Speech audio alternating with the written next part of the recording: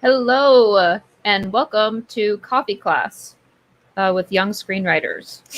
And some old screenwriters. Them too, but we're not going to name names. I actually pointed the right direction this time. Yeah, so great. We are young screenwriters, and today we're going to be breaking the story in Bridget Jones's Diary. I'm Alexie, and I'm here with John, Adam, Hello. and Avi. And in the description for this video, you can find a download for the script and the tentpole beats, which is a breakdown of the most important story moments. Today, Adam is going to run through the tentpole beats, and then we're going to open it up into a bigger conversation with all of you. But while people trickle in, a John anecdote. Don't act surprised. We've talked about this. Alexie, you're so good. I mean, she springs this. No, we talked about it, but I didn't know you were going there. And Always. I can't remember the anecdotes until I think I made a list of them for you because sometimes they just. So don't you. You made a list. I did. 1 second. John, just start saying words and see what they remind you of. I've got an anecdote. Oh, do you? Yes. Is it appropriate? This is kind of a weird one. It has nothing to do. It may have something to do with story. It does have story. Should I just try it? You put me on the spot, so I'm just going to wing it. Do it. And it's your fault if this is lousy. Okay. By the way, I don't expect everybody to make this connection. I will explain the connection if you don't make it. It is incumbent on particularly Adam, Avi, and Alexie to make the connection. Last weekend, my wife and I got invited to a dinner party. We went to the dinner party hosted by this couple, and it was going to be my wife and I, this other couple, and the man's cousin. And so we go to the dinner party, and we're there, and the man's cousin comes in, and he is introduced to me, and this is John Warren. This is Richard Sackler. Okay, fine. You guys, Richard and it takes me a moment. To react? No, I didn't think you were going to react, but Okay. you will. It took me a moment, and because as you may or may not know, I read the New York Times kind of religiously. I had followed Richard Sackler's story in the New York Times for over a year. And the fact that I was there standing 3 feet from him, Richard Sackler is the guy who owned the pharmaceutical company that was found guilty of creating drugs, and that they were infiltrating them with opioids, and they were upping the addiction content. And so what they did was, if you took this pill, it had additives that were addictive and therefore created opioid addicts. So as soon as we're introduced, I go, holy shit, this is the guy. So I kind of wait an appropriate amount of time and excuse myself and go to the bathroom and Google him. Because I thought, it can't be the guy. It's the guy. So now I come back to the dinner table. This guy, I'm too far in to get out of the story now. But anyway, the guy is arguably, he's a monster. Committed. He's a monster. He was fined $25 million. He should have, by all accounts, gone to jail. Somehow he avoided jail. But the idea that you get invited to this party, and then later we found out that the woman who had invited us, because she called the next day and said, "Thank you for being so gracious. We assumed that maybe you knew who Richard was." And I was like, yeah. And she said, he's been so ostracized from society that he actually never goes out, doesn't have any friends, he's all alone. I know, boo-hoo. But anyway, it was just one of these shocking moments when you literally, it's if somebody invited you to a dinner party and they said, "Oh, and Adam, I want you to meet Bernie Madoff." And you go, wait a minute, that name. So anyway, Richard Sackler. Isn't that bizarre? Oh my gosh. Yeah, it was really, and I gotta say, it's kind of stayed with me. It's kind of, Is this last week? this is last Saturday, and it's kind of, emotionally.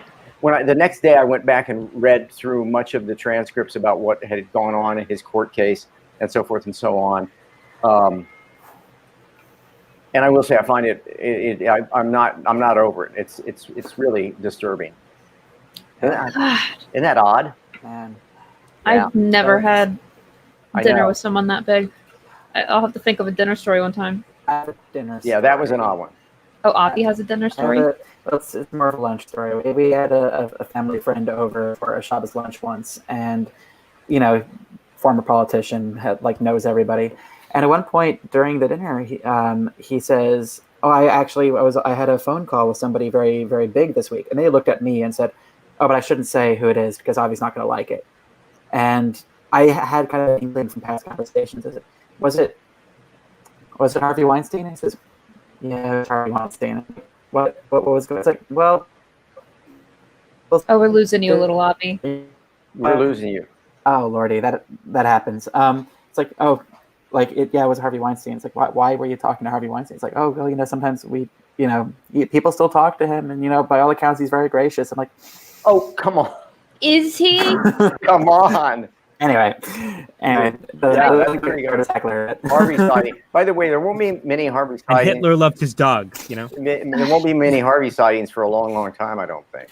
Well, unless he keeps going to comedy clubs. Remember that? He went I to think I he do went to remember a that. stand-up show and she called him out. Wow, Anyway. that's good. Anyway, so Alexie, you asked me, there it was. I think it's pretty good, and I didn't expect everybody to know Richard Sackler, but Whew. Yeah, we've gotten some. are we getting responses? Yeah, people are like, "Wow, whoa, look who's coming to dinner, honey! A real-life supervillain." By the way, Mike, yes, John real finds life. himself in some remarkable situations that he does. That's why we do John anecdotes, and then he's like, "But I have no stories." And Alexie, but week. you remind me what they are. So then, if without Alexie, I'm nothing, as you can tell. I've started taking notes on your stories, so that I can. Oh, yeah, here we go. I have my notes page for you. Next time we'll be prepared. Okay, Oh, great. I have. So, I like that Bridget we Jones? have a comment from Ethan M that I'm enjoying. What's Ethan saying? There you My go. uncle golfed with O.J. Simpson, but was too uncomfortable and left halfway through. Good. Yeah. Okay. Good. Yeah. Wow. That's. I feel like interesting. every week we should start off with a story of notoriety that came within 3 feet of us. It's like, here's that monster I shared air with. six degrees of separation. But what about Yeah, Bridget Jones. Segue. Has anybody had lunch with Bridget Jones? I wish. That would be. So Adam, you love this movie. I love this movie. I picked it this week because we didn't have a rom-com yet. We've just been doing all these serious fantasy films, Yeah. and let's go for a child's fantasy, which is what this is basically. When I rewatched it with my girlfriend, I've never seen her more emotionally invested in a movie. Like Really? she was gasping, like had her hand. She was like just so in it. I have a friend of mine who, when this movie came up in conversation, she said, "Oh my God, yeah, that end fight scene, that was my Super Bowl as a kid." Come on.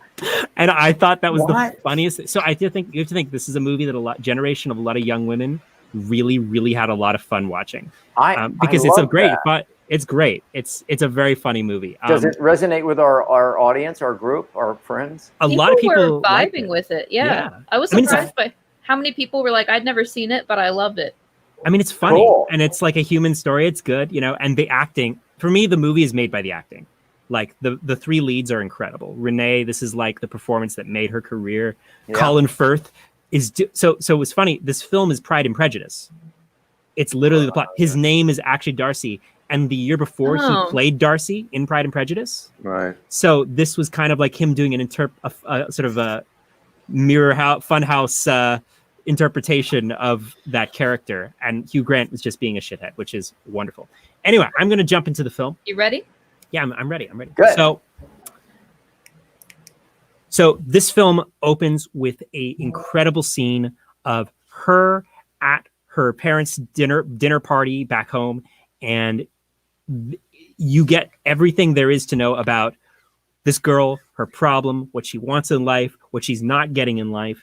We introduce Protagonist. She's 32 years old, single, and in the words of Colin Firth, by the end of the scene, a spinster who drinks like a fish and dresses like her mother, which sort of encapsulates everything she thinks is a problem in her life and why she's not able to get where she's going and get what society's view of a relationship that she'd want to have is. So awesome scene where she has this awkward interaction with Mark Darcy, her family friend's son, who she used to know as a child, and her parents are trying to set her up with. Anyway, she does not like him, and he obviously just thinks she's horrible. So they hate each other, and we go into her life after the 7-minute intro and the song and dance. We know exactly who she is. Her flaw is established as, she doesn't have like the self-esteem to, know that she doesn't have to judge herself by the social norms of what she needs to make herself happy and to have a healthy relationship. Basically, she has all these self-help books about, the things that she needs to do to change herself to be happy and get a relationship. And her inner need is to accept herself as she is, so she can find somebody who loves her as she is. And we establish the normal world as a life where she has her most meaningful relationship is a bottle of wine. And, the story starts off the moment Daniel Cleaver, her hot bad boy boss, starts to flirt with her.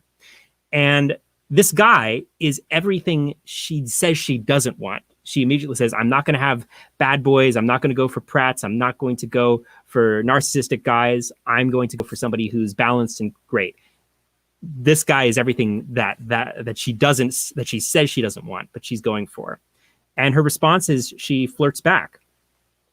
And this sort of makes her, sets up her objective of she wants to, have a relationship with Daniel, or at very least somebody who she thinks is what she wants. She wants the social status of a relationship. She wants a relationship with Mr. Right, not somebody who's just like all the other bad relationships that she had in the past. Now, interestingly enough, her antagonist is also Daniel, but we'll get to that in a minute. So the first act break ends, in my view, when they finally sleep together after that horrible office party where they introduce that motorcycle, Kafka's motorcycle book, and she like bombs on the mic, and she finally actually ends up consummating her relationship with Daniel. She takes the step into this new world from her self-defined spinsterhood and is now living what she thinks is a relationship of her dreams. And throughout this whole sequence, Mark Darcy keeps showing up. Mark Darcy's at the party, and it's very clear that Daniel and him have kind of a weird relationship. Daniel tells Bridgette that Mark Darcy slept with his fiance. And so she immediately is like, oh my God, Darcy was as much of a scumbag as I thought he was. I'm going to stay away from him. And, he doesn't matter to us. Act 2 begins with the trip out into the country to go to the party. And this is a whole new world that's sort of encapsulated by her sort of mental projection of, this can't just be shagging. A mini break means true love. They're going to the countryside. She's living out her own fantasies of what a relationship can be. And we hit a bunch of obstacles in her, a lot of obstacles in her goal of attempting to get a relationship with Daniel, and just relationship with Daniel in general. Mark Darcy's at the same hotel with his coworker. After, a fun day of on flirting and having a very romantic day, she asks Daniel in bed, do you love me? And Daniel deflects. He doesn't give a good answer. He's always sort of, has a line with her.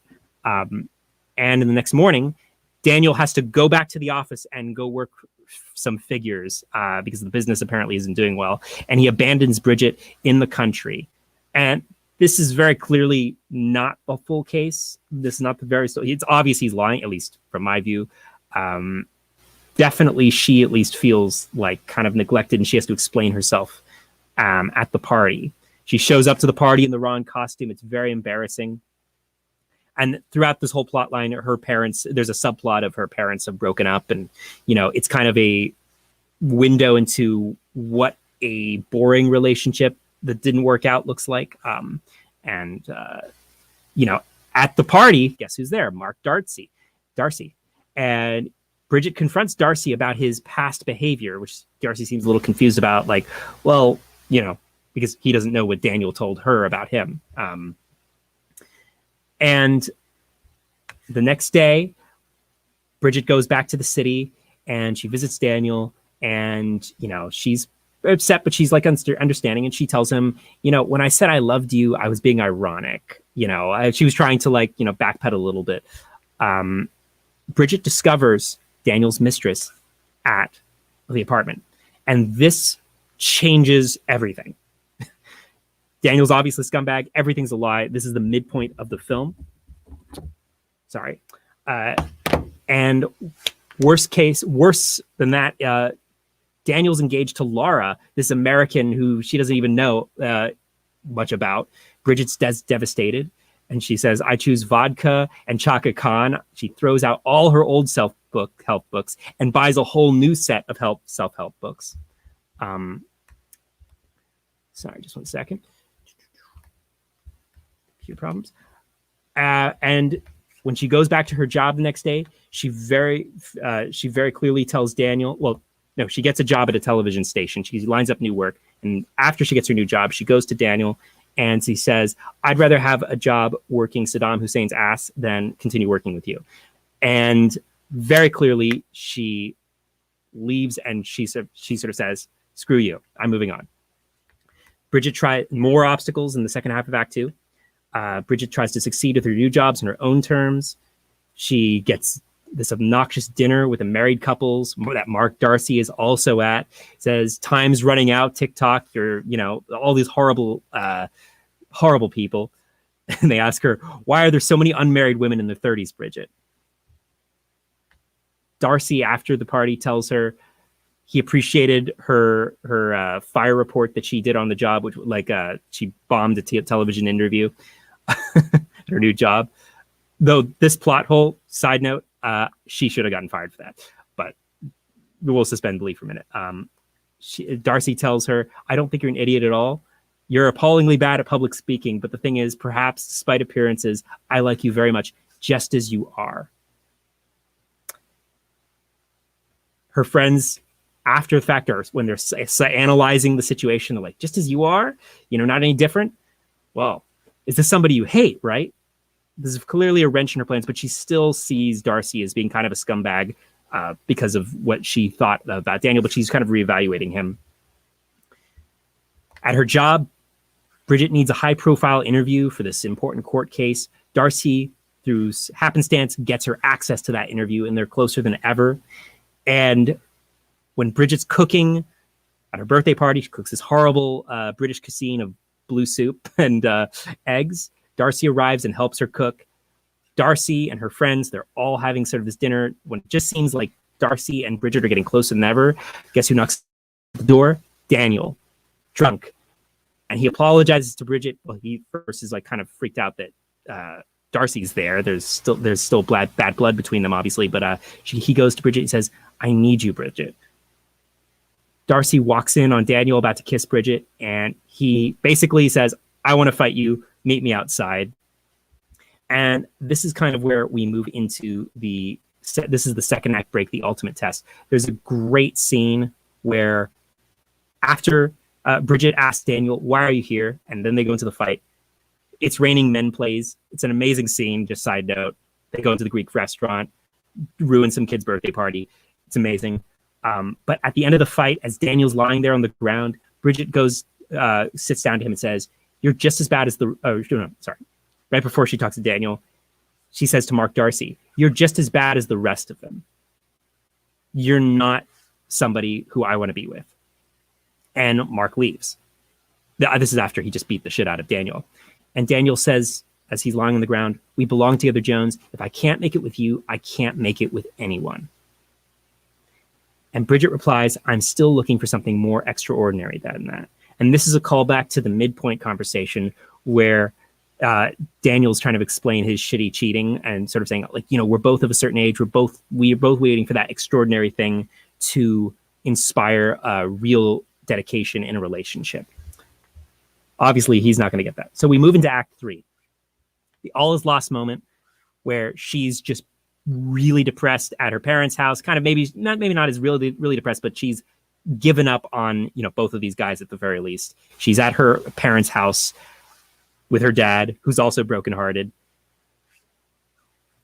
Her mom comes back and reconciles with the dad, and she overhears her mom's tell the real story of Mark Darcy and Daniel Cleaver's infidelity. She finds out that it was actually Daniel who cheated on Darcy's wife, and that he had lied to Bridgette from the beginning about what had happened. And so she realized that she had been misjudging Darcy this whole time with this false belief that he was really a shithead when he didn't do what Daniel said he did. And we have this great scene where where Bridgette goes to a party where Darcy's engagement is being announced to a colleague, his engagement with his shitty colleague. And when they announce his engagement, she says, no.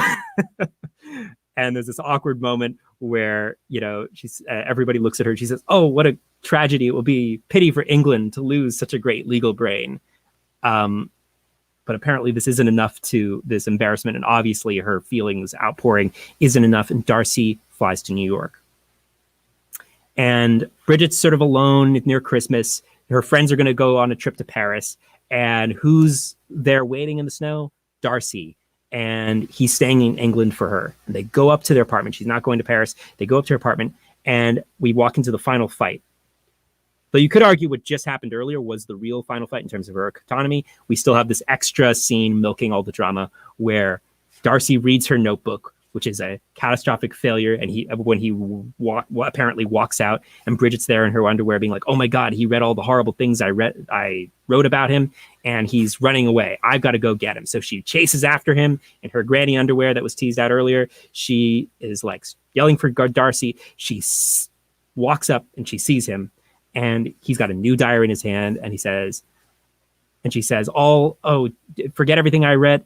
I wrote, you know, diaries are crap anyway. And he says, I know, I'm buying you a new one for a new start. Unexpected success. Bridgette and Darcy kiss. And she says, nice boys don't kiss like that. And he says, oh, yes, they fucking do. And she is now in a relationship with somebody who likes her just the way she is, quote unquote. That's kind of the basic rundown, guys. A little clumsier than I thought because I had some technical issues.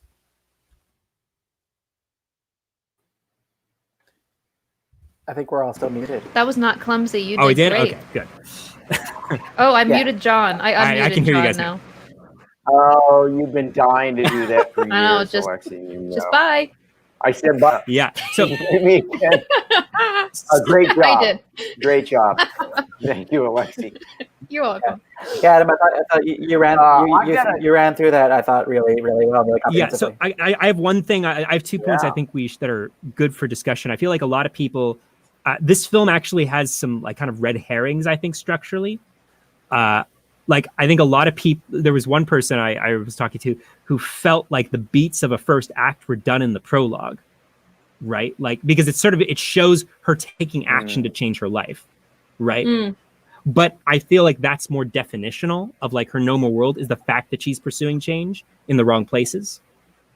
And the other thing is, you know, there's some gratuitous scenes of like that fight doesn't really have the fight between them that's so dramatic that gets so much screen time actually doesn't really have a lot to do with her inner joinery. It's just fun to watch. What is important is what she tells Daniel at the end is that that's not good enough. But there's a lot of scenes that are like, oh, she's running in the snow for him. But she already made the choice. She already put herself out there and changed. It's all just extra. Real quick. I've got Veronica says, what does John think of the movie? Hi, Veronica. Does he like it? Oh, Veronica, put me on the spot a little bit. Veronica, why did you do this to me? Do I like it? What's the next question? No. So I like it. Okay, so Veronica, in all seriousness, here's my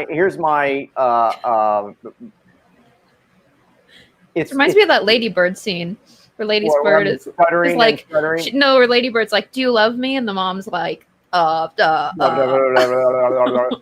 here's my thing, Veronica. I find the genre and the film and the tone of the piece highly manipulative, which is in keeping with the genre. So I like it. Okay, I like it. Do I love it? No, I don't love it. I like it. But this brings me to, and you kind of beat me to it, Veronica. This brings me to my question for Adam. The film he likes. Who is that? Very funny. Very funny. They're hitting every beat. I mean, by the way, the thing that I really don't like is those music cues. I mean, those music cues make me want to scream. The music cues, it's like, okay, audience, we know you're really stupid. So now we're gonna do Ain't No Mountain High or whatever. And boom, they hit the music. And they hit the music. They turn it up to 12. I mean, it's just hysterical. And just in case you didn't know, this is a big moment. And I'm gonna shut up. But here's my question, Adam. Do you find it manipulative and it's pure entertainment? And you kind of have to accept that going into the movie, right? Right. I mean, you know, here's the thing. This is a philosophical thing. You know, from a craft point of view, this film is perfectly done. From a philosophical issue, it is completely manipulative. It is completely exploitive. But it is in the same way, like, you know, I think horror films like have the same appeal. Like the people who are looking for those are looking for an experience. Depending on how, like it's about the experience of I want to go on a ride. If you're open to that sort of thing, you know. It's exploitation. It's manipulation. Yeah. The first time that we see Mark, you know she's going to end up with Mark, do you not? 100. Well, the moment you find out his name is Darcy, 100%. Because and tell the audience why, because maybe they don't know. So this film is a homage, interpretation, whatever, of Pride and Prejudice. I mean, it's the exact same plot as Pride and Prejudice. Darcy. She hates him initially, can't stand him. She wants the other guy. The other guy turns into a scumbag. And really, it was Darcy all along. Mm-hmm. You know, Jane Austen invented that, and it's been done a million times. But like, I think it's fun that she actually, the writer, she knew from the beginning that everyone would know, at least people who read the book, probably read or are unfamiliar with Pride and Prejudice. The fact is, no one cares about the will they, won't they. Everyone knows they will going into that experience. And she knows that. That's why she picks that name. It's about the fun ride. Yeah. Here's an interesting question. Nice one, Adam. I had put the inciting incident as when Bridgette overhears Mark at the party, as that causes her to pursue change in her life. Is that a bit too early? Right. So when I first was like, analyzing this, I had a whole false start and I got thrown off because I was like, wait, 7 minutes, was that act one? No, it wasn't, because in terms of evaluating what her inner need was, like it throws you by like, oh wow, she committed to change and she wants to do something. No, that's descriptive of her normal world in the context of this film. Her flaw is the fact that she doesn't need to change herself.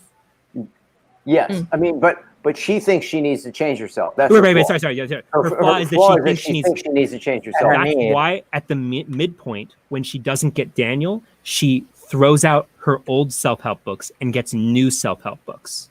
But that's still, her flaw is still there. She's still trying to change herself. That's why when he says, I like you just the way you are, that's why we know he's the right guy. So that brings us back to this question from before. Could this not be the midpoint where Darcy tells her that he likes her just as she is? No, because it doesn't fundamentally change her life, like the infidelity and her quitting her job. So I think there's like a sequence of events. Don't you think it's when she finds the girl in his apartment? Yeah. Well, I feel So- like you could categorize like And then her, she that dropped and her and- quitting yeah. as the But same that's thing. a Can we Great. talk Elizabeth- about why? Like structurally, why? Yeah. Sure. Adam. Oh, okay. So the midpoint, technically, if you're in doubt, it's whatever changes the status quo, Yeah. So It's usually bad for and the. it's usually it bad is. for protagonist. It's Almost always. Yeah. It turns the protagonist world. They hit bottom again. So nothing could be. I'm sorry, Adam. You go ahead. No, that was it. No, go for it. Yeah. So there's nothing worse. What's the worst thing that can happen to her? Find out that the guy that she loves, or thinks she loves, who she's put all her stock into, is cheating on her. That's a beautiful moment, because boom, back to rock bottom. That's midpoint. There are movies in which the midpoint is a positive shift for the protagonist. I'm thinking about the first Marvel Captain America movie, where the midpoint shift is when people suddenly respect him after he does a daring rescue. I haven't seen it. It can happen. It just has to be super significant. Yeah, and traditionally you want the think bottom it's- to drop out It could. for the protagonist. One way to think about it, I guess, is that it could just be something that gets you further from your objective. So that could present itself as a positive, I guess, as long as it's moving you further from your objective, which means it's usually negative. You have to play it pretty smart to make it a positive. And just to reiterate, based on some of the chat, the inciting incident is when Daniel starts to flirt with her. That's what starts the story. Yeah, that's when she. Let me ask you something, Adam, and because I think maybe we have a difference here. What's the objective? So this is something I feel like it doesn't change, but it's not as tangible as it could have been. I feel like it was it's a healthy relationship, or but it's Daniel basically. It's Daniel. Avi, what you got? Because It at is the end of Daniel. Act 2, it's Daniel. Yeah. Avi, what do you got? What do you got? I mean, I was basically going to say the same thing. She wants someone that she can commit to, who will commit back to her, and it's interesting because we have tangible examples of that. Like it could be Daniel, it could be David, it could be Darcy, but it's an interesting goal because there isn't really urgency to it, and the stakes are kind of self-defined, right? It's true that she has this idea that she'll just die alone. It's funny. I have a tangent to make. That's kind of related to this, which is I have to imagine that part of the appeal of Oh no, we're losing you. that's such a fantasy, right? Where every time I talk. Okay, tell me if it happens again. So tangent that I want to make is that I feel part of this movie's appeal to its audience is that it is such a specific fantasy, right? Where she's kind of a self-insert, where she's completely incompetent at everything, but still succeeds at business and has friends. She's able to have all of these insecurities about herself that while still being lusted after by multiple men in power who are all really good looking. And I feel like that's a huge part of the appeal of the story, that it is this sort of like daydream of this, I could have these things happen in my life. And I feel like part of the downside of it from a narrative perspective is that there isn't really urgency, where this could happen however long the writer wants it to happen. Well, right? I mean, they do comment. I agree. There's not the really biological clock. There's a and they mentioned that several times. There's a ticking clock. Right, But they have that, but it's not. I mean, like this story isn't going to take place until her clock runs out, right? And she's not, and her goal isn't a baby. Her goal is a relationship. Yeah. And so I mean, but I do. Yeah, That's what the third movie. The third movie is called Bridget Jones's Baby. Yeah, but So- the stakes are as defined by the movie pretty high, and that she feels if she doesn't succeed, she will, be in a very terrible situation that she personally would hate. So we buy that. But she does have as much time as it takes for it to happen. So the story takes place over a year? A year. Yeah. So it does have that, but I feel like because it's the fantasy and, we can ignore the fact that in real life there's a lot of behavior here that we would not want to encourage. But because it's that fantasy, it almost doesn't matter in a sense what her goal is, because her goal is what the reader of the novel and I guess the viewer of the film wants. You know, they want that kind of I happen. mean, it's a feel good. You go in, you want to feel good. And this movie, the one sheet, the poster says you're going to feel good. Was there a question, Alexie? Yeah, What was that? I like this is getting at the theme, saying it's a perfect example of post-feminist media, a modern age, city-bound, alcohol, cigarette-loving woman with a career and friends that ultimately is missing one thing: a man. It is kind of funny how you really could not make this movie, right? No. Where first off, if this were made today, she would not have a job. But the idea of the boss is aggressively flirting with you and harassing you at work, and that's a good thing. You can't. Yeah. You He can't. put his hand on her butt in the elevator. I mean, Yeah, but let such me back up just one second. I just want to say, Adam, I think I couldn't remember. I don't know if we agreed or disagreed. And I'm just curious to know. We agree that Daniel is the objective. Yes.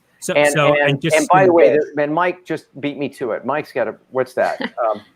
Mike wins. Adam, you were going to go into more detail on Daniel being the antagonist. And can I just say before Adam jumps in, that, by the way, is really smart stuff. That's why we analyze and break movies, because the idea that your objective is also your antagonist is a smart piece of business.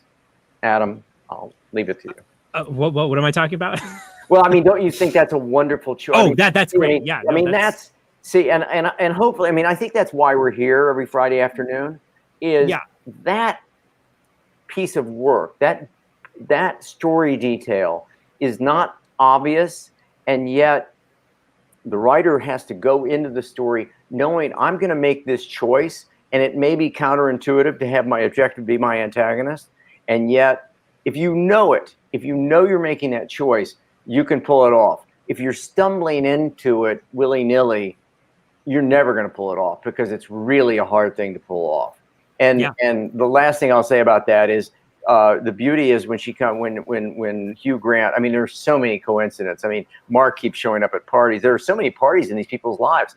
And then Hugh Grant comes in with a bottle of wine before the fight, and that's the moment when she actually obtains objective. Is that right, Adam? Yeah. No, I agree. And it's great. Yeah. But I want to sort of say what I think has aged well about the movie is that there's no male gaze from the point of view of the camera and the direction. It's very much a film directed by a woman and written by a woman, even if it was 2001 and they were living in a sexist society where women were conditioned to want things that were valued by the patriarchy. Like, you know, you can't be self-fulfilled unless you have a man. That whole idea is not aged well. And I don't feel like this film could be made today, but the focus of the conversations, the focus of the characterization, the details that came out in the book, and what was focused on, the music cues, the way the men, like their performances were directed. I felt like, you know, if this was a guy directing this, it would have been horrible to watch. You know, and, you know, I think it's one of the reasons it really connected with its audience so passionately over the years. It is kind of funny that it is directed by women. Also, the first draft was written by a woman, and then two men rewrote her. Right, we have to is talk that what about happened? Richard Curtis and somebody else. Curtis. They paid him, and you know, you have to say, like, a lot of what does work about this movie is Richard Curtis kind of doing his thing. Oh, he's so good. Yeah, he's very good at the thing he does. Yeah. Now, to be fair, I can criticize the shit out of Richard Curtis for doing the same thing in every single romantic comedy he ever does. But he's the guy who wrote Love Actually, Four Weddings and a Funeral, Notting Hill, that film Yesterday. Actually, did you guys see Yesterday? The film about... I didn't see it. I'm familiar with the behind-the-scenes story. Right. So it's about that guy who finds himself... He's a struggling musician who wakes up one day to discover that he's the only person who remembers the Beatles songs, and he exploits it and becomes famous. Oh, that. Right. So Richard Curtis wrote that, and it has this horrible romance in the middle of it. And it has an airport scene, and you're like, Richard, it worked 20 years ago. Let it go. Please. You know. Richard, also, he rewrote it, right? He was not the original writer on that. of Yesterday. He was Yeah. the original writer of Yesterday, I believe. Oh, because I know that there was a whole behind-the-scenes story where Maybe I'm wrong. I could be wrong. That was This is funny. it was a spec. It was a spec It was script, bought by and it was sold. It was sold. It was sold. One, you know, it was sold. to Richard studio, and Curtis I got is him to the rewrite it. he's the only listed writer, Okay, because there was a whole behind-the-scenes situation because the original movie but it's had story a very, by Jack Barth. So right. this So guy that was the wrote- prop. Yeah, Right. gotcha. And, gotcha. and he complained quite a bit that he felt like he got thrown under the bus because his movie had a very different tone and style and almost genre to it. And then they bought it, rewrote it, removed his credit essentially, turned it into something completely different. And by the way, when they remove your credit, that means you don't get residuals. Yeah, and he said he couldn't get work. He couldn't get. Really? The money. I went right back to the money, didn't I? Well, he said he had a hard time It's good getting to talk work. about. He had a hard time getting work after it because nobody believed he wrote it. Really? Yeah, he's Yeah, like, well, there's a that's like it's a moment- Richard Curtis This is like movie. Why? pre-internet. Were you Yeah. No, At it's some just a point, few years Alexie, ago. remind me. At some point, we should talk about how that works. Credit Credits, registration. Oh, credits residuals. and yeah, there's all this And- screwy Because stuff. when somebody comes in to rewrite you, they're trying. They're trying to suggest they've rewritten more than 70% of the film. Yeah. If the rewrite and how you come to that number, who knows? But the Writers Guild has a committee, and you read scripts and say, okay, he or she did change it that much. And if the writer can change 70% of the film, then they get co-credit. And co-credit's a big, big deal because there's so much money involved, and you're sharing all the residuals. So, Isn't there yeah. like all this screwy stuff? Like you can tell what happened to a script based on how the and is credited.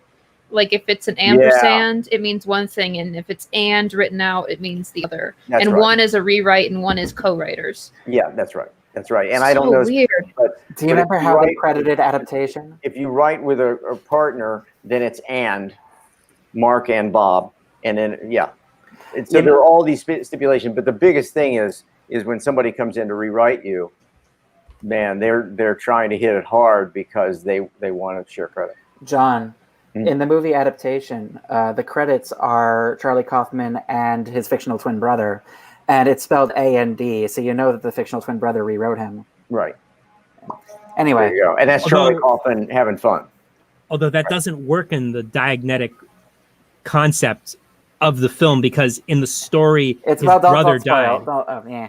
Right? So he was the one who finished the script with using his brother's ideas, but the fictional brother was dead, and it doesn't matter. It's meta-diegetic. Anyway, back to Bridget Jones. Didn't mean to pull it off from there, but Oh, no worries. Bridget Jones. I one of the things I really, really love, all the things I really loved about this movie, aside from the Richard Curtis stuff, was the stuff from the book.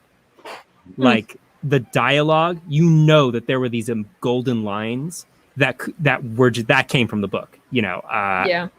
There's like the stuff that was like her narration. And, all that you know, voiceover. like there were just some lines that just Would you guys say that in this genre, I mean, you get away with so much stuff. I mean, the voiceovers are just absurd, but you get away with it because, again, they're saying, hey, this isn't founded in reality. This is founding on making you feel good and having a fun ride. And, 96 minutes or however long from now, when you walk out of the theater, you're going to be smiling. That's the guarantee that we're giving you. So plausibility. Oh, I just wanted to say. I just want to say about the voiceover. I think it's if this experiment is to introduce John to a rom-com and force him to go face to face and toe to toe with a rom-com, I appreciate that it was this one because this wasn't trying to subvert the genre or be something different or elevate or whatever. It's just squarely within the genre, which means we can approach the actual tropes of the genre without trying to distance ourselves from it or see how they got away from it. No, this is the genre, and I think the voiceover is a big part of it because guys, so much of it is the point of view of this character. But Avi, we have to talk about the reason there's a voiceover is because the book is journal entries. It's not scenes, right? It's her diary. Like today, Daniel and I met up to the whole book is written as diary entries. So the conceit of the movie was she's writing all of these accounts in the diary, which is why in the end when he read it didn't translate. Right. But it's really smart. It's really smart in regards to adaptation because they know what the appeal of the book is, and the appeal of the book isn't just that it's You know, like as much as it is that it is a rom-com, it is that it is a rom-com of which you, the reader, are the star. You know, Yes. it is very self-insert. This is about the great, you know, these amazing things happening to you, and you know, all your foibles don't matter ultimately because they will love you as you are. And having that voiceover keeps you in the perspective of the protagonist. And I think it's all that's into the tone. yeah, it's useful for that. Danielle. Danielle, sorry. What was the Danielle. main purpose of the flashback to their childhood, and could they have done without? That was hilarious. I think it was When was played for this? comedy. It was I very rem- funny. There What was moment one was at the end. It's right It at the end. But Credits. that Like was in the the credit sequence. The credit sequence. Credit sequence. Was there yeah. another one? Because I don't No, I think remember that's there. the only one. That's the one. And I thought it was really funny. I thought, by the way, that what was charming about it was that the child Bridget was clearly in keeping with the adult Bridget. You know, it was the same. And the Yeah, child I liked Mark, the child Mark Darcy. Well, they met each other as children in the paddle Yeah. pool, so that's Yeah. the connection. Some people I think thought it they was could- creepy. The child Darcy, I could see that because like Yeah. you are having a naked kid running around, but the child I Darcy think is all children are horrible and creepy, and we should stay away from all. 100%. I hate you. Can I just say about Darcy for a second? Just kind of reminded by the fact that as a kid he's wearing a suit. Darcy in this movie is played by Colin Firth. Colin Firth's great. His character is a human Kuleshov effect, where do you guys know the Kuleshov effect? Yeah. No, what is that? Kuleshov effect. It's you know, very old school like Soviet experiment with cinema where you have a shot of a man's face with no expression. Oh, on I it. do know that. And then whatever you cut to from that, the audience will make an association between these two images. Oh, you're cutting from that face to food. Oh, he looks so hungry. You're cutting from that to a casket. He looks so sad. To a woman. Oh, he looks so in love. And I thought that Darcy in this movie is such a blank slate for the most part that just by virtue of the fact that he is looking in a direction and we are cutting to him, and there's like every so often a slow push in, and we're cutting to her reacting to him, that carries so much of the chemistry between them just by virtue of the fact that we are cutting between these two images. Yeah. I have a question. I disagree, just on the grounds of conceptually. Yeah, that's an explanation of the Kuleshov effect. But like Colin Firth, like I identify as a heterosexual man. Oh my god, I was He is feeling a moved prince. by his smolder. I was like, You liked the sweaters too, didn't you? His Mulder is a blank stare. Adam, I can see it like in your hair and his hair. I see how this. Yeah, I see I the can see connection. all of that. him and Hugh Grant. Like I was feeling I was sweating when they You're were similar, fighting. like you know. Oh my god. Your vibe is in between. I can see that. Yeah. Adam has Yeah, I like can 5 see times that, the yeah. energy of Darcy. I will say, but just from a screenwriting perspective, I think it's something that we can learn from. That a lot of the appeal of characters to each other, like to the reader, is going to come through not necessarily from the character being good. We're losing you, Avi. Am I breaking up again? Yeah. Am I breaking Hang up on. again? Well, we got a question. Every time. Question. Okay, but I want to finish this Wait, thought because I've been real saying it out quickly loud though, to because we nobody gotta for get to the 30 questions. seconds. Okay, real quickly. For a writer, a lot of the times if you want the reader to get a certain feeling from a character and to buy a relationship, to buy chemistry, a lot of the times it's really going to do with the reactions that other characters have to it. You know? Agreed. So, where if we just follow Darcy around Avi, alone... is this your real quick version? Yes, real quick. I'm almost done. John, I'm almost done. If we followed Mark Darcy around for the entirety of the story without her perspective, he would not have the appeal that he has by virtue of the fact that we are watching through her perspective. That's my thought on that. I agree. Yeah, absolutely. Because And we can use that. yeah, Yeah. absolutely. So I think that this is the elephant in the room, so to speak. What is that? Okay. Adam, when you broke the story, yeah, you that's a positioned good it one. as 2 final fights. Yes. What? And the thing that I have to sort of another point I think in favor of Visage's point is that wasn't that the fight was improvised? How improvised was it? No. The fist fight, which was the ultimate test, like their fist fight was improvised. Oh, okay. They didn't Okay. do choreography. That's what they're saying. But That was Okay. definitely And the there- ultimate test. Yeah. Okay. But I love this question. Can there be two final fights? And my answer is that yes, it's called milking it. And they are just milking. You don't need 2 final fights. And they're just saying, it's like the music cues. Adam, I'm sorry. I know I like the movie, but it's like the music cues. It's like, in case you didn't get it, we're going to have one more final fight. He likes it. Alexie, is that you doing that? Who is that? No. Alexie's the one who brings up everything. Yeah, I mean, So Alexie's completely out of control. But Adam, I've what do you thought about think? I've thought about Final Fight. What? go Yeah, for it, Javi. yeah, Avi. I think that the second of the two final fights in which he leaves the apartment and she chases after him. Yeah. I think it's a false final fight, in part because she had him the whole time, and also it's the apartment. It's going up to the apartment, and she thinks it's a gun shop, but it's champagne. It's the same thing, I think, structurally. Yeah, so I completely agree that it's just false tension, and it's not really doesn't really add anything other than I wouldn't change it because it's exploitive. It's all it's all over the top, and that's like what I want her It's to just just yanking your leave. heartstrings one more time. I want the false tension of, oh my God, I misunderstood and he read the diary. I'm gonna have to run out in the rain. Like In bullshit. my underwear. You know, I watched it yesterday with my family, and when she has to chase him out in the street, my sister actually made the point of like, this is like in horror movies where you think the bad guy's dead and then he's not. Yeah, where it's like exact same it's thing. one last surprise. Oh, he's coming back to get you. Yeah, but by that time, don't we know that they're gonna? I mean, yeah. I mean, I don't. Hello. Yeah, the twist that we can find out, Daniel. Yes. So here's a quick. So the twist when we point. find out that Daniel was lying about Darcy all the time, is that common to the genre? What is that called? It's called Misunderstandings, and we actually had a question about that before. Which was another one. We did. And in the course, I actually talked about I hate when the vast majority of a plot is based on like a stupid misunderstanding. If they talked in the beginning, they wouldn't have had the story wouldn't have happened. But that is 90% of all rom-com plots rely on misunderstandings between characters, because whether it's a lying, whether it's false identity, whether it's they just didn't mention that.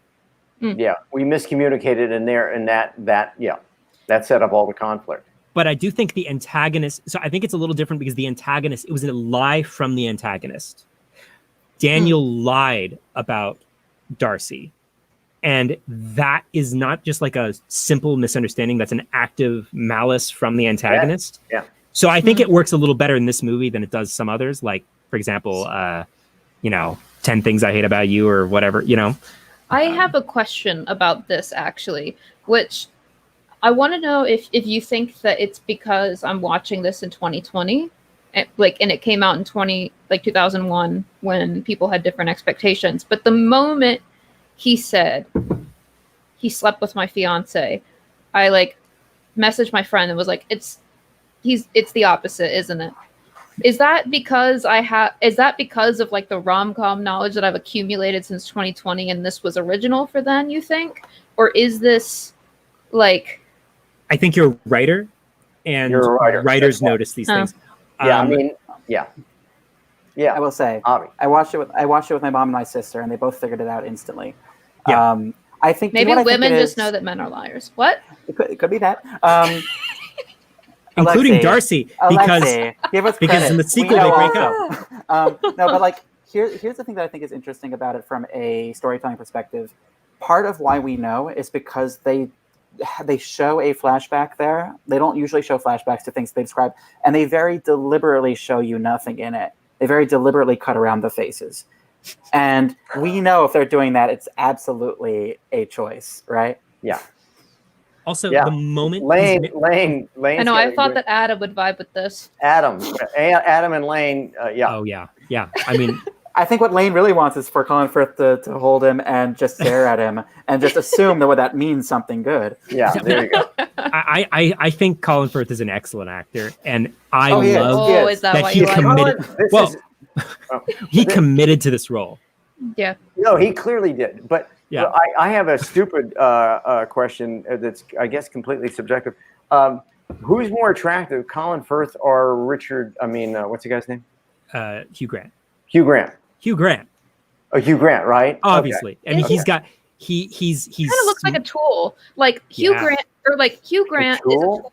And then what's his name? Colin Firth is a clown. The whole time he's just a freaking clown. And then the other guy is just a tool. Whole time. Okay, who's aged better? Converse. Yeah. There you go. Yeah. That That's means right. he Boyish, wins in the boyish end. looks fade. Boyish looks fade faster. Mm-hmm.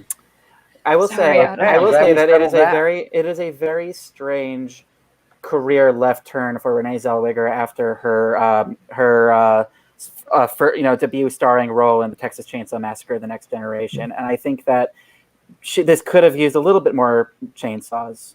Oh wow, we have a lot of different opinions on who aged best. Oh, let's hear them. And Firth. chainsaw. Well, actually, I don't know if this. Whoa. Hugh has a weird mouth. Colin all day. Kalen, okay. Daniel, yeah. Man, Firth is walking away with it. I have Okay, to- this is the Hey, truth. wait, Maggie, I've got a question. Maggie, so, well, never mind. Well, really, Renee? You don't think that she's aged the best? I thought, Unfortunately, Renee Zellweger has had more plastic surgery. That has not been very well done. I guess it can be done well. She didn't I will not get judge. good people. But by the way, if you want to see a great performance, see Judy. Her playing Judy Garland last year, which is a really good script also, and it's a curious the way they took a piece of her life and didn't try to extend it. They took a certain section, did it really well. And Renee Zellweger is Judy Garland. I mean, she's just amazing. By the way, just 2001 curiosity. Everybody in this movie is smoking all the time. Yeah. And it's really jarring. It's almost as jarring as the random anti-Japanese barbs that get thrown out. I did not remember that until this time. I never noticed. There was like that one line where the mom was like, "Oh, a cruel race." Wait. Yeah, what? I mean, But then it's said like twice too. She said it twice. Renee meant it. Zellweger says it also. She does. She does. She does in one of her fantasies where she's introducing Darcy to her boss. She imagines saying, "Oh yeah, he used to be married to a woman from a cruel race." And that's the strangest. Can you imagine in God. 2020? How did that make it into the script twice? That's what I want to know. Because they Well, I weren't. They weren't I don't thinking. remember Renee saying it, but you know. Yeah, she says it in her fantasy. Could you imagine in 2020 a character saying Yeah. that line without it being the point of their character? Yeah, no. By the way, I mean, he put his hand in her butt in the elevator. I mean, my God. Yeah. Oh yeah. Do we have more questions? It's very. I have 50 to Shades say of Grey, isn't it? I have to say, but a lot of people. First of all, you have to remember, this is like Twilight, right? The joy is the vicarious. I'm going to insert myself in the story and imagine that these two hot guys are fighting over me. It's 50 Like, Shades. It's better. Yeah, it is. More Twilight. It's not the 50 Shades same The thing thing. is, Bella. It's a little different. Like Bella is like a blank character with no personality. Well, the Bridget Jones is a lot of personality, but my point is, like, all the guys are just like salivating over her for kind of dubious reasons, and like the joy of the narrative is to be like, oh my God, that's so fun. I'm imagining myself in the point of view of the protagonist. It's exploitation, It's Did great. anybody else think that Renee looks kind of like Jennifer Lawrence? Little bit. Like young, the faces. I'm gonna have to pull up pictures to prove A my little more point. talented though. But also, what I admire, oh my God, what I Shots fired. admire that Who was Renee in Winter's Zellweger, Bone? that she wore that bunny outfit. I mean, that's like a brave actress, right? Yeah. But like Yeah. that's also so apparently that's like a thing in England, the vicars and prostitutes theme. I was asking about that in the chat, and that Is that people are right? saying that that's a Yeah. thing. It's a thing. Yeah. British people. What a choice! And they to also give love her to, don't they love a- to dress up in drag? Ed- What I don't know. Are what we a getting in choice trouble here? to give her a pervy uncle, and for that not to really play a part Oh in the. my God. There's so many things that today that would have had to have been That's all stuff the from the point. Yeah. I'm sure. So, like- the character Shazzer in the book was based on the woman who would end up directing the movie because she was friends with the writers of the book. Mm. Interesting. I didn't know Yeah. that. That's why there are three friends. Oh, because the friends are good. One's a clear mentor, the woman with short dark hair. Yeah. Do we have any questions flowing in? Yeah, Ronnie has an interesting one. Why do women Oh, want you the want to bad actually guy? bring that one up? Why I do don't have an women- answer. I just thought it was funny. Yeah, I don't know. I don't know. I wouldn't know. who am I to say? Yeah. Who are you to say? Maybe I think Alexie, I'm the can you bad guy take that in my one? life. So Because of the patriarchy. Because I don't know what that means. You don't know what that means? No, Let's what do you see. mean by that? I'm sure that other people will jump in and help me because I don't feel like I'm the most able to articulate this, but Yeah, what it's really- Carl is yeah. not a bad. Carl is not the bad boy type. If you know Carl, Carl is D&D No. nerd. So I am not the most able to speak to Yeah, this. you're not well versed in this area. Yeah, of I bad- could make a guess, but I would be wrong. I mean, I think You're not I'm gonna- qualified. Yeah, we're not qualified. I brought this I up mean- as a joke because this is like I don't know the answer. I think it's a fantasy, you know, and yeah. people. I think it's also like, I don't know. It's to some degree, I think it's like a male fantasy. To some degree, that they want the cool guy. I think it's sort of like women actually just want. I don't know. Anyway, I don't What- want to what get I've learned- too I will into say- feminism. I will what I've say learned- that, like, the audience of this movie, I would really hope was mostly women and not male bosses taking notes. Yes, There's definitely I a think lot of so. teenage girls. Yeah, I mean, yeah, and she gets the good guy. Yeah. But More like, questions? I just sorry, my 2 cents Yeah. is that different human beings want different things for different reasons, and anytime you ever generalize about anything, whether positive or negative, you are most definitely going to be wrong in certain cases. So Yeah. that's my perspective. Yeah, I think you're right. It's definitely Theo involved. backs me up. It's definitely an involved conversation. Yeah. Patriarchy is the answer. Okay, thank you. The, Oh, self, great. the There you go. self-worth thing that Caitlin brings up in the comments is interesting. Also, the What's idea of, because like throughout the movie, she's looking for somebody who sees her, right? And like the low bar that Darcy overcomes is that he tolerates her, right? That he Yes. he likes her as she is, and it's like, wow, marry me. You know, it's a very interesting self-worth confirmation thing going on. Yeah, it was more about the fact that he was willing to not make her change that made her realize that he was perfect for her. Like, that's what made him perfect, was that he saw her as acceptable. I love you as you are. And she then, is shockingly incompetent at most things. well, but she's also great. Yes, we love her. But then the other thing too was, okay, so As that moment with, was it Hugh Grant, where he's like, you have it as the first, is it the first final fight? No, the ultimate test, where he's like, if I can't make it with you, I can't make it with anyone. Was that meant to be a compliment? I couldn't, like, no, okay, okay. no. It's shit. I mean, it's like She knows it. shitty thing. Right. Like That's it what was, I She has thought. to turn that down. it was him telling the truth as he saw it, and it was Okay. kind of bleak and sad. And it was, and as she sort of, I feel like it was her arc was saying, "That's not good enough. I Hmm. deserve better than your truth." Right. And Yeah. she would have accepted it earlier in the film. And speaking of lines, Adam commented on this, but I think it's so strong. When she tells you, Grant, that Daniel, I love you, and he doesn't respond in like. It's such a cringe-worthy, wonderful moment, and now we're on to it. Adam, you talked about that, but I think it's such an important beat, right? Yeah. I will say there's an interesting version of this movie in which the thing that he tells about, We're losing you, Avi. did I freeze up again? Yeah.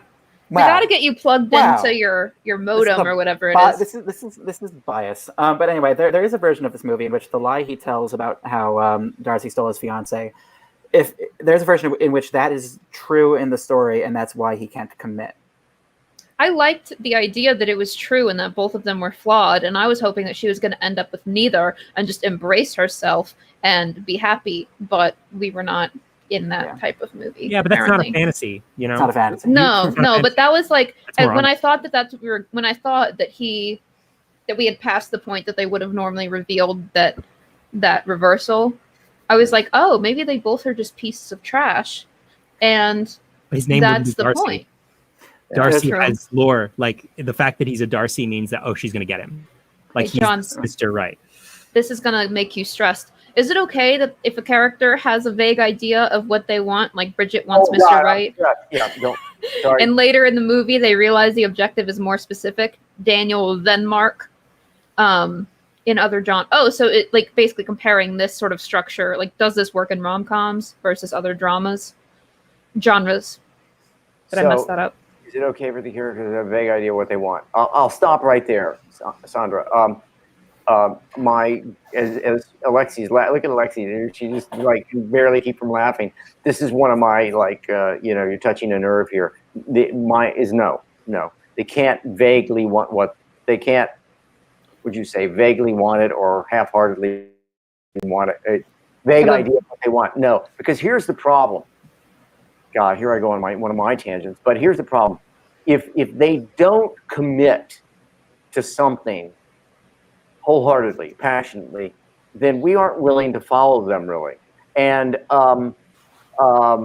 then what's the journey? Where are they going? How do you design that second act if you don't know what the protagonist wants? He or she doesn't know what they want. She wants Daniel. They do an interesting trick in here. I'm curious, Adam. You know, she gets him. She appears to get him relatively early in the movie, and therefore is kind of no longer active for a little while. And then, of course, the brilliance of that is that she doesn't really have him, and he's got another girlfriend. But anyway, go back to that point. You will save yourself a lot of suffering. I believe that the other people on the screen here will agree. If you make sure your protagonist has a very clear, tangible goal.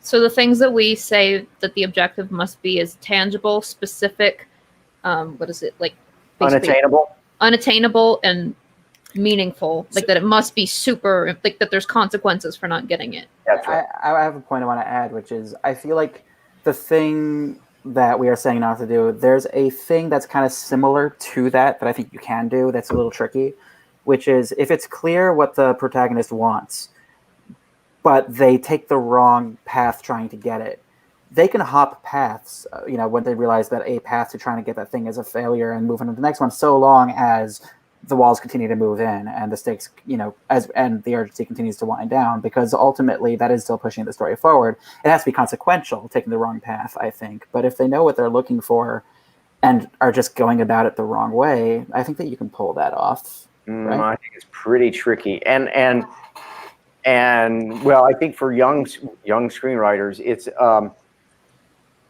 this is what I do at NYU, all the time is can you fudge or play with these rules? So maybe, you got to really know what you're doing. You've really got to know what you're doing. If the objective is Daniel, doesn't the objective change after the midpoint? No. So can I speak to this a little bit? Please, yes. So this movie breaks the rules is kind of what we're saying. Yeah, we're saying that the objective that they did is that the objective is Mr. Right. She wants to find the right man for her to settle down with. And so that's breaking the rules. Like, you can do whatever you want in your script. Like, you can write a script however you want. And for every single guideline that we suggest, you're going to find scripts by really famous people that have done really well that don't do it. But in general, when you're writing a script, it's important to know that the thing that works is having a tangible, specific, unattainable, important goal. And then if you decide to break the rules, that you're doing that very intentionally and you know what you're doing, and if it's one of your first scripts, I'd be hesitant to do it, because the objective is really the entire engine of your story. It's like one of the things you just don't want to F with. Like, if you're going to play with other story elements in the beginning, like that's easier than playing with the objective, because that's, I'd say, the most difficult thing to. Yeah, Alexie, I'm sorry. Did I? No, I'm done. Yeah, I have a thought on this. That word engine, because we talk about this a lot in writing a feature. Excuse me. The second act is so long, and it's so difficult to pull off, that if you're early in your career, if this is your first script or second script or third script or fourth script,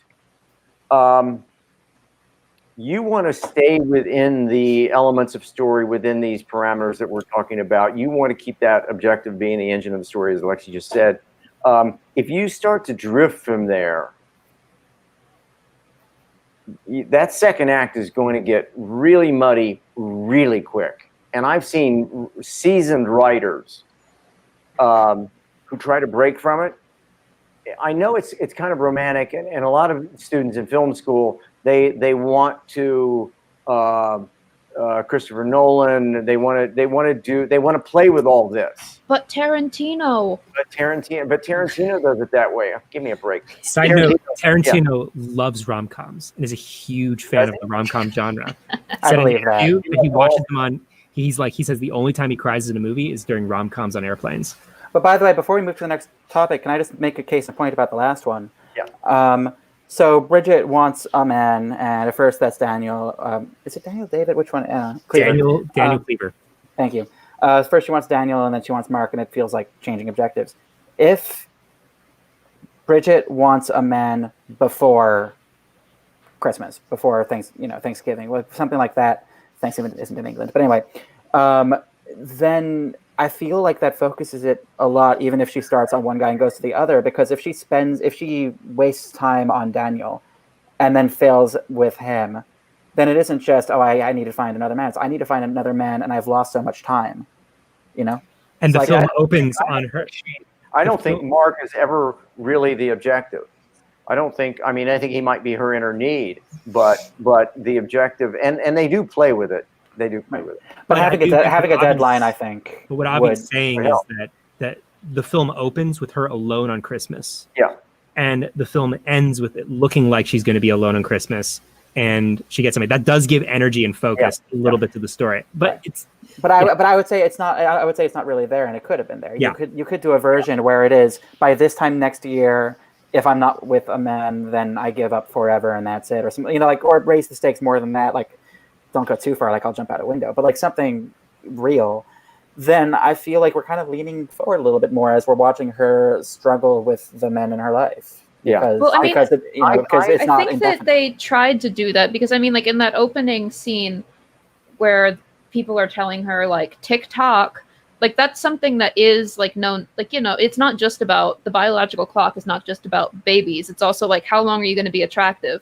Like, right. But it's not specific. But it is more in the fact that she's 32. Like, I think that, that's for, I don't know, men date women like 10 to 20 years younger than them half the time. And that's how they get cast too. In films, like when women are like 10 years younger than the man, half the time they're still like, the casting directors are like, no, she's too old.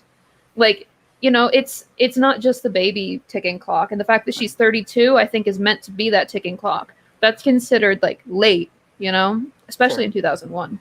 It could have been more specific. That's the point I'm trying to I feel like it's really specific because literally the first thing that that Darcy describes her as a spinster who wears her mother's clothing. Yeah. Okay. So like that's it. That's like first thing we learned about her. But do any of us believe that watching? Well, but I think that honestly, like, I think there's some women commenting in the comments like that they got that was the ticking clock, and I wonder if that's just like a difference. That's valid. That's like, valid. Point of view. Right. And again, like I'm not. We're losing you. Does the antagonist need to be tangible? Sarah, I'm glad you asked this. Yeah. Sarah, it's a good question. And the antagonist, I would say in broad terms, yes. But because you want the common mistake with the antagonist is that he or she, whoever the antagonist is not active in the second act, and the antagonist, more importantly than being tangible or intangible, I would say tangible, but more importantly, you want to make sure that the antagonist is active throughout Act 2, and a lot of times, young screenwriter students don't use the antagonist in that fashion or use them enough. He or she is the person that keeps the protagonist from reaching their objective. Sometimes I think that people might conflate like themes and other just like recurring obstacles with an antagonist. So like if you're like in this film, we could say that the antagonist is the patriarchy, but it's not. It was embedded into like a specific character, and that's, you know, again, it's all about building, like what we were talking about before, the story engine and things that are going to nudge it along. And abstract things aren't going to push you along. They can be there too, but they're not the tent poles, so to speak, that hold your story up. Right. Yeah. Hey, I mean, Alexie, if we need if we need a story at the end of this, Oh, do you have one now? I've got one. I actually, come to think about it, Adam's going to get a big laugh out of this. I sold a rom-com. I You did not. I did. And the way that it came about was kind of funny. And also there's a little bit of minor name dropping, as you know, I love to do. But anyway, Great, so if we have time, Do it. We want to hear. well, should I do it at the end? Because we probably have important questions before that. Okay. There is another question that's Okay. great. Great. I will say about Antagonist, though, trick question. Who is the antagonist of Jurassic Park? T-Rex. I don't remember. It's the Is it? dinosaurs. It's It the was? Yeah, dinosaurs. dinosaurs. Yeah, it's the dinosaurs. And I feel like when you bring up that question, you often get the response, like Alexie said, of like, oh, it's the hubris of man, or it's It should be tangible. Yeah. Going back to Sarah's question, it the should be scientist. tangible. Yeah, we lost you, Avi, yeah. briefly. Because God hates me. But it's the dinosaurs because they're there and they're actively trying to stop the protagonists. The stakes are high. That's right. Because everything else Avi's is thematic antagonist. and it's not real. Avi's That's right. antagonist My antagonist- is God. My antagonist is God. God, where have we gone? Do we have? We're going to did you Yom say we Kippur, have, So we're this done. is another one from Sarah that I think was a really good question. Does the protagonist ever confront their flaw? Yes, and yes, they do sometimes. Yes, they do. In this one, though, does she? Because I didn't. Adam, do you think yeah? Yeah, she Yeah. definitely. But when she says no to Daniel, she's aware of her flaw. Yes. I And that's honestly you could argue that like she says no to the person who she says no to him because that's not good enough.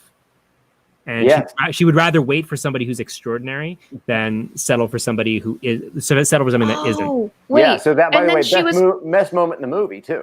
So kinda wait, early also, I have a isn't it? point about the flaw though. Remember, it's the granny panties. In the very beginning, she didn't want to wear them because she's like, Right. it's not like it's Not sexy. It's not sexy. But then when she goes and chases the man in the end, He wears them She- without any consideration. So Wasn't she Yeah. wearing So tiger she- prints in the end? it was still granny panties though. it was great. It was like I think it had like tiger prints on it. They were just not good.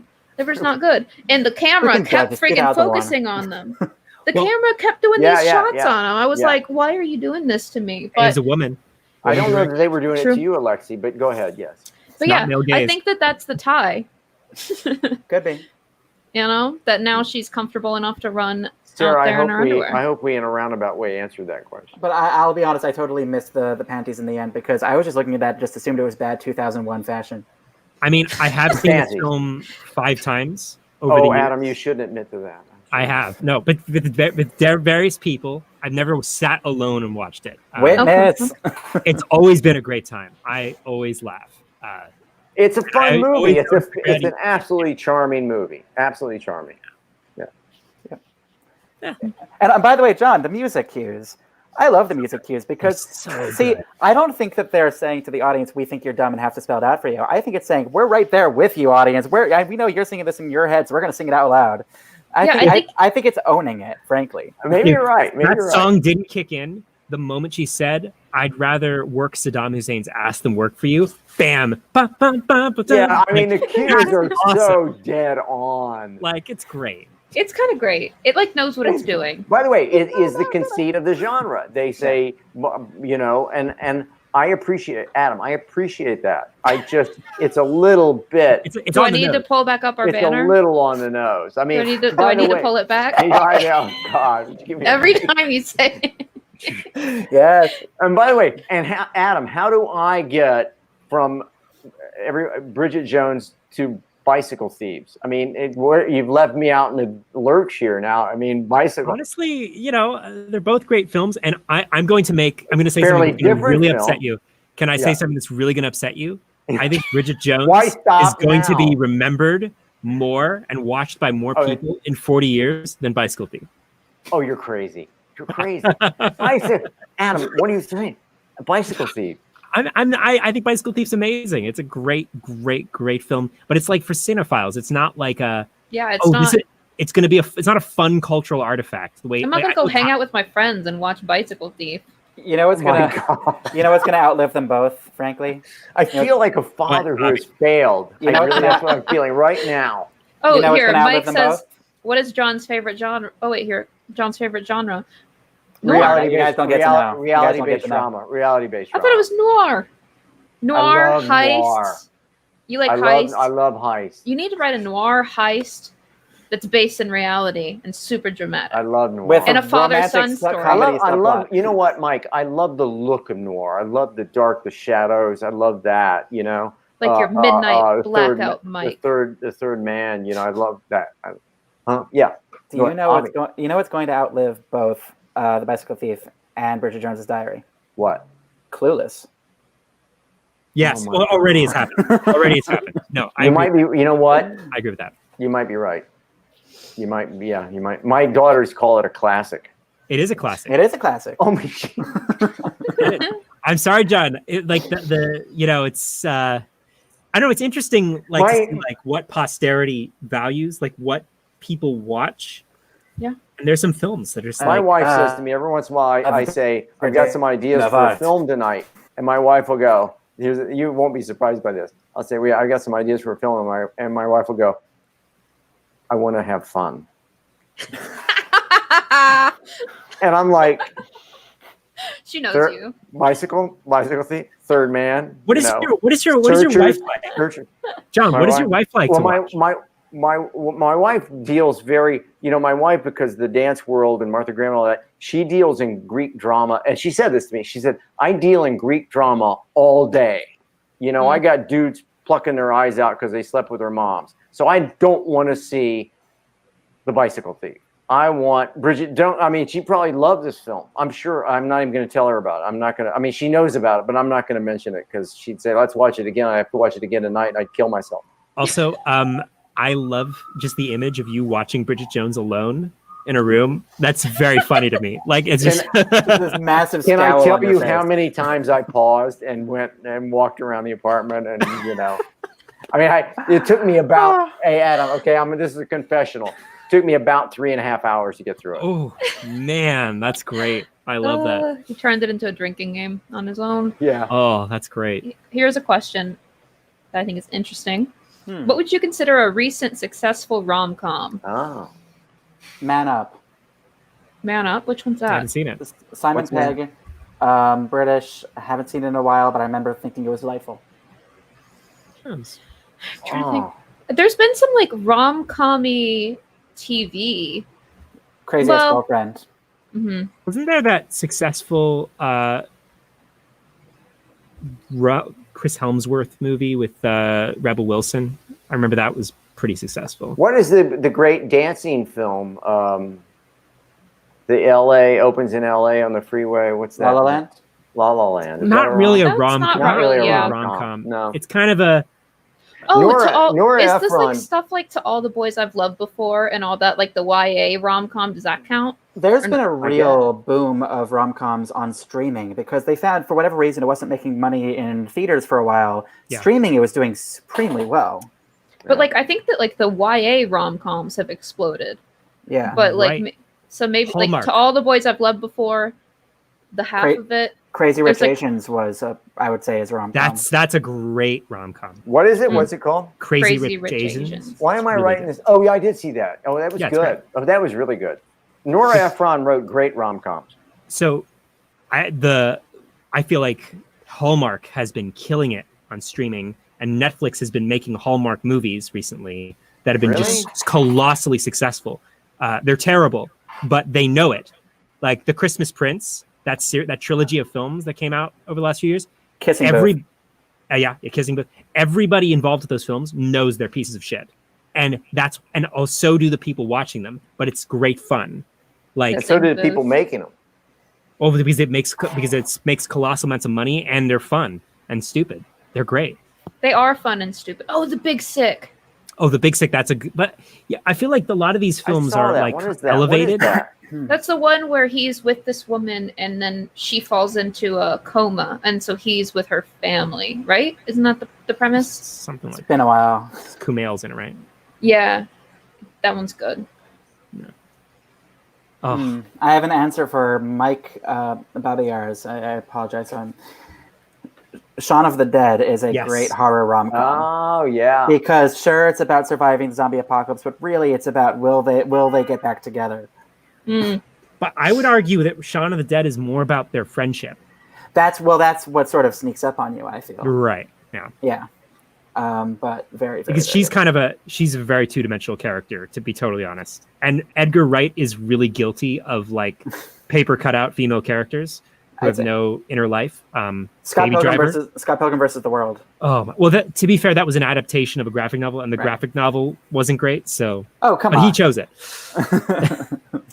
Oh, I hate Scott Pilgrim. I hate that movie. Oh man, okay, we're gonna fight on that one. Okay, John, have you seen it? No, I know I should. It's been on my list for a long time. So But I go back and watch Bridget Jones so often that I don't have a lot of time for other films.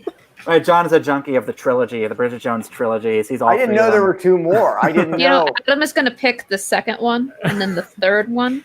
they're Those are not going to be good, his though. next. Those are going to be his next. movies. What They're not good happens in the movies. second? She gets pregnant in the third. What happens in the second? She gets a divorce? She breaks up, and then it's back between her and Daniel and Darcy again. It's just terrible. It's a bad movie.